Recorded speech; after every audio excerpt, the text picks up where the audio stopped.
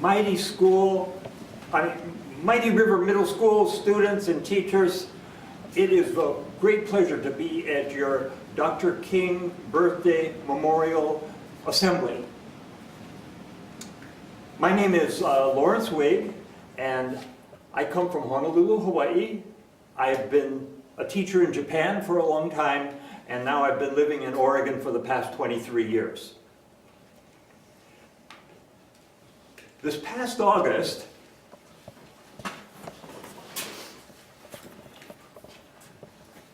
there was a march and a program in downtown Portland to commemorate the 50th anniversary of Dr. King's and the March on Washington and Dr. King's speech. I put this sign together, both sides, and carried it down there. And lo and behold, people started walking up to me. And they said, "Were you there?" "Well, yeah, I was there." "Were you there?" "Yeah, I was there." "Well, tell me more." I ended up meeting 4 different people that live in the Portland area, or just in Portland, and we had a lot of things to talk about. You know, how come you were there? What went on? Well, today, students and teachers, I want to explain to you why I was there at this 50th anniversary in August of 2013.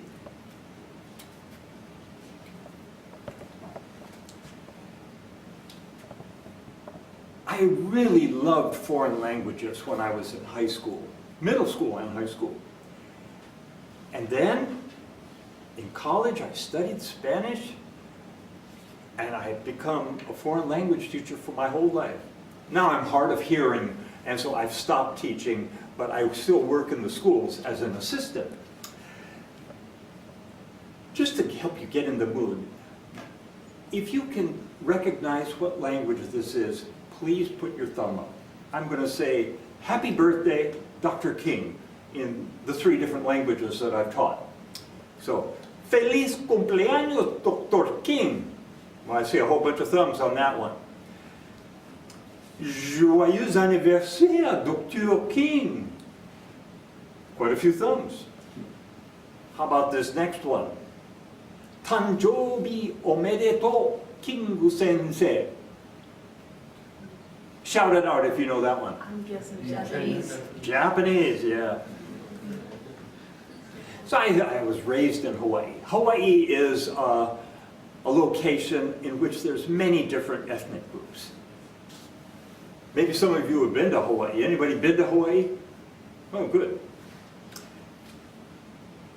And you know, these different ethnic groups, they tend to go to the same places and the same schools and, you know, play together and work together. And they fall in love and they get married.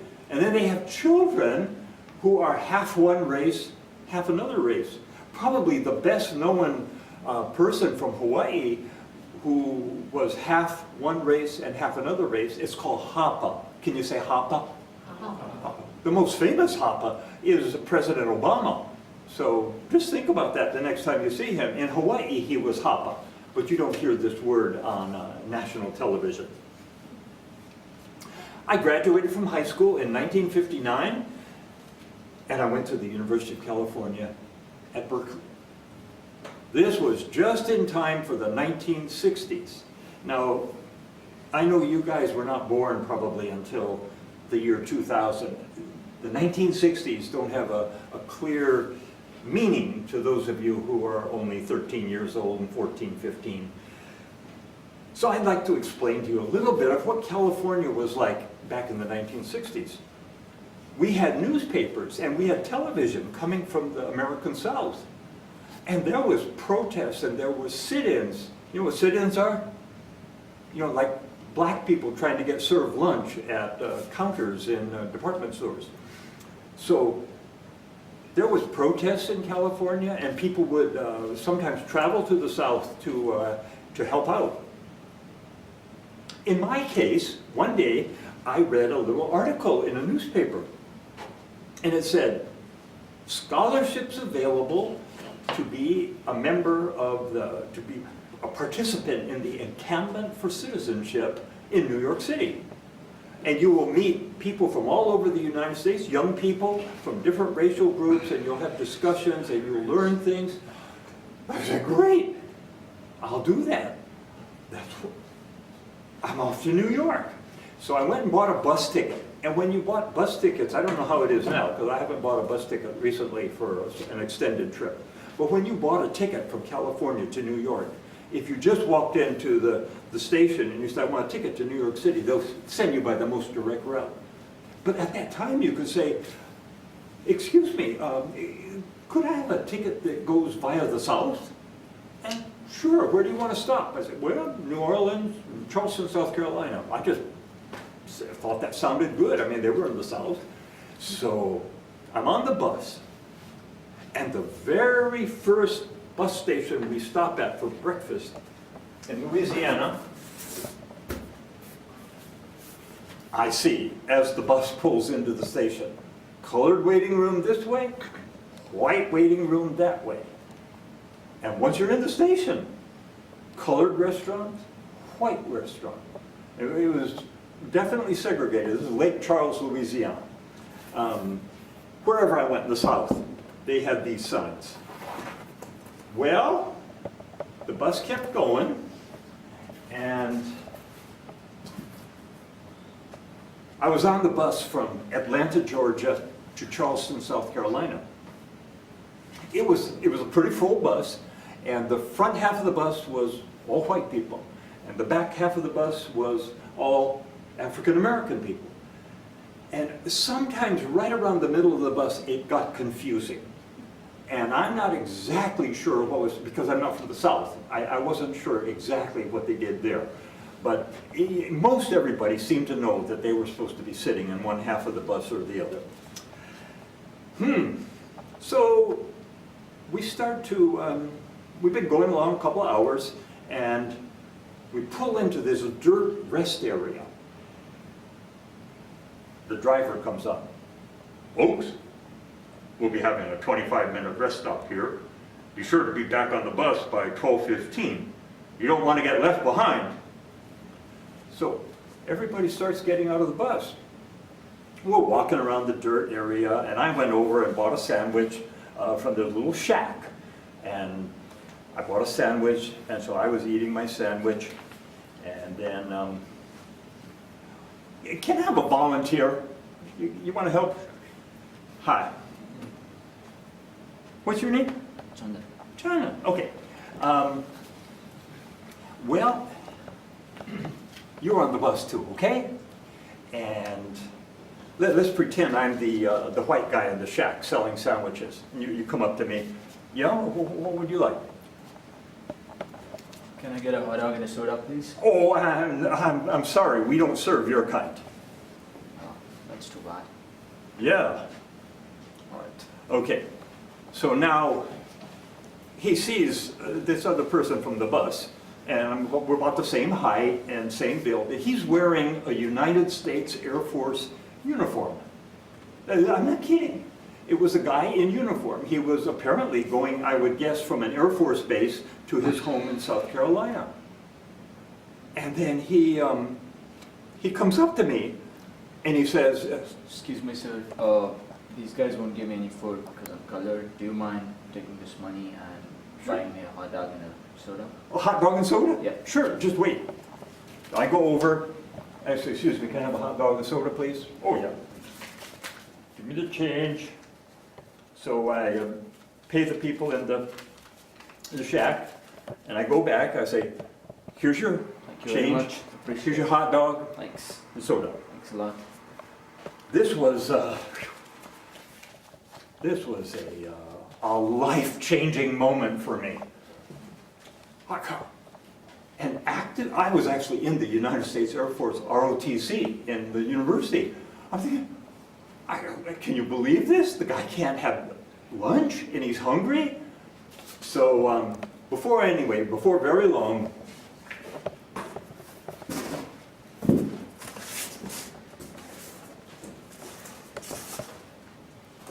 I was at the Encampment for Citizenship in New York City. It's kind of hard to see from back there, but maybe we can have a PowerPoint sometime and it'll be clearer. Those of you who can see this picture, there's people from all kinds of different backgrounds. And if you notice, some of the guys have their arms around other people, like girls. And a black guy with his arm around a white girl and I guess an Indian American or African American girl. He was from Virginia. This is just impossible in Virginia. He would have been put in jail. He might have been assaulted. But this was the kind of group that we had, and we had different lectures, and we sang songs like "We Shall Overcome." Are you familiar with that one? We shall over. Nowadays, nobody seems to know it, but it was big. It was a big thing back in the '60s. Well, we even got to meet Eleanor Roosevelt one day. That was probably the most surprising thing, to think that she wanted to bother meeting us. I got back to California, and I was talking to my roommate, Bill, and we decided, you know, this South, we got to understand it better. Somehow it's related to our future as Americans, and especially me. I was going to go back to Hawaii, and at that time there were hardly any black people except servicemen in Hawaii. You know, a few exceptions, but we hardly ever met any black people in Hawaii. So I thought, now I want to do, Bill, let's go to the South. So we applied, both of us applied to Louisiana State University for the summer session. And we got accepted. We bought an old Ford, and before we knew it, it was time to, semester ended in California. We packed up our bags, and we put our books and clothes and things at a friend's house, and off we drove in a old Ford. California, Arizona, New Mexico. We're driving across Texas. Texas is pretty, if you guys have ever driven across Texas, it's a long drive from El Paso to Shreveport, Louisiana. And we're getting kind of close to Shreveport. And it was a hot day, middle of the day, and there's these two black guys, like teenagers, hitchhiking on the side of the road. And so I look at Bill, Bill looks at me, pick them up. Well, they look like real nice people. We said, yeah, pick them up.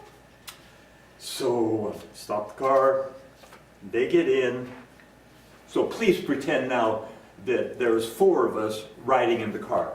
Oh, here's our friend with hitchhiking. So he's with another friend without a hat. They're both about the same age, I'd say about 16. And they are hitchhiking from Los Angeles, where they live, back to visit their families in Louisiana. And there's Bill and me. We're driving along, we're talking about where we're from, and all of a sudden, woo, woo, and the policeman pulls us off to the side of the road. He walks over to the window and he says, I'm driving. He says, all you boys, out of the car. Line up over here. So we're all in a line. Me, Bill, the other guy, and the black guy with the hat. The policeman walks over and he goes, just like that. Didn't say anything. And he walks back over to me and he puts his face right in front of mine and he says, you mean to tell me you pick up a sassy looking N-word like that? And I go, oh, I guess so. And he says, well, I want you boys, meaning Bill and me, you get back in that car and just start driving. And don't you ever pick up any more N-words. That was our introduction to the South. We took the policeman's advice. We figured, doesn't sound very safe to be having an interracial car. That summer, every weekend, we drove all around different parts of the South, and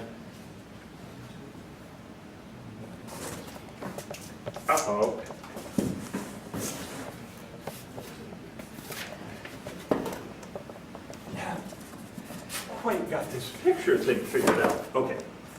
We were in Arkansas, and we're driving along a back road in Arkansas, and we see, oh, this is Bill, and that's me when I was 50-something years younger. And that's our car. We actually kind of lived in the car. We never stayed in a hotel or motel. We always slept in the car, except when we were in a dormitory at the university. And those are our notorious California plates that we saw very, very few of, if any, in our whole summer of 1962. So it kind of stands out, you know, you're driving down the road and people know you're from, you're a Yankee. Well, we saw the sign that says Totes Up Ferry, and we say, stop the car. Nobody's going to believe there's a place called Totes Up Ferry. We take this picture and then drive off, and sure enough, 8 miles down the road, there was the Totes Up Ferry, and we took it across the Arkansas River. Only 2 pictures from that summer, both of them were at the Totes Up Ferry.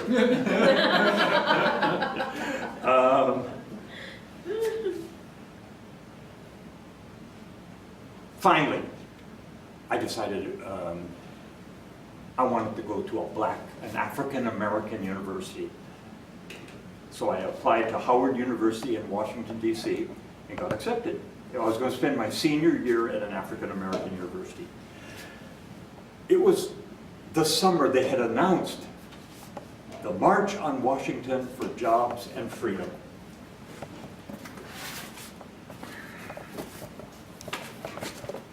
So I was already going to be in Washington because I was going to go enroll at the University for Black people, or African Americans.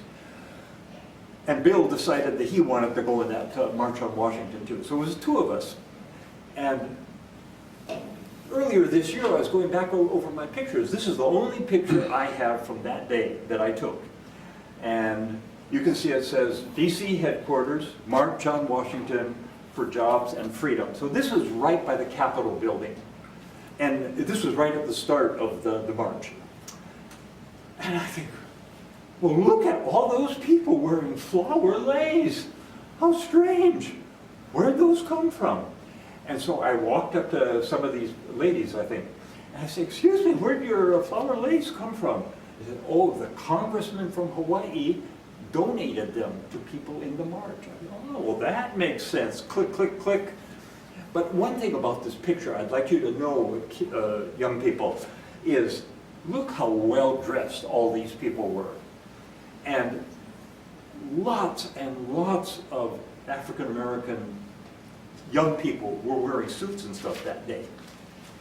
So the government was expecting a riot or big trouble. They were ready with tear gas and other things.